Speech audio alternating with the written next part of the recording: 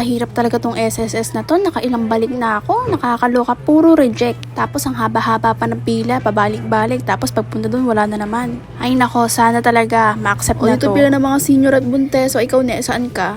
Buntis ka ba? Hindi po. Bagong panganak lang po kasi ako. Hindi ka naman pala buntis. Doon ka pumili sa dulo. Masakit po kasi yung ganito ko eh.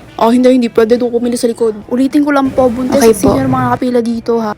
5 pasok, 5 dito. Kawawa naman yung baby. Newborn pa lang, in-expose na agad sa mga maraming tao. Tapos ay pa i-priority yung nanay. Ganun talaga kahigpit yung SS. Sa inyo po, ayun sa SS ko po kasi ma'am lagi po na-reject. Nakadalawang sabita po ako tapos ayun, reject na naman. May bago na naman pinapasubmit, kaya din na lang po ako mag-file.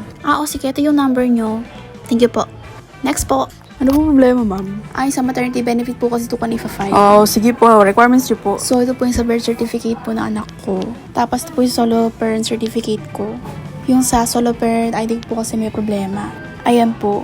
Nakalagay sa likod pregnant woman. Tanong ko lang po kung pwede ito, mama. Sige po. Ay nako, itatanong pa. Pinabalik nga ako dito para yung kuhanin tapos ganito na naman. So ganito po ma'am, natanong ko na po kasi. Ang sabi po, hindi daw po pwede kasi kailangan yung mismong ID talaga ng solo parent nyo. Ganun kuya, kasi nakita ko sa mismong app na pwede yung certificate pati kung walang ID. May problema po sa ID ko. Kailangan po na renewal. Pasensya na po ma'am. Ganun din po kasi yung case before eh. Kailangan po talaga yung ID ma'am. Pasensya na po talaga. Okay, thank you po. Ang gulo talaga ng SSS. Nakakaloka sa akin na ng pamasahe ko dito. 20k na 20k, pahirapan pa talaga sa pagkuha. Tapos pag mga kura, pandali-dali. Ganito na ba talaga sa Pilipinas? Lagi na lang ganito. Makauwi na nga.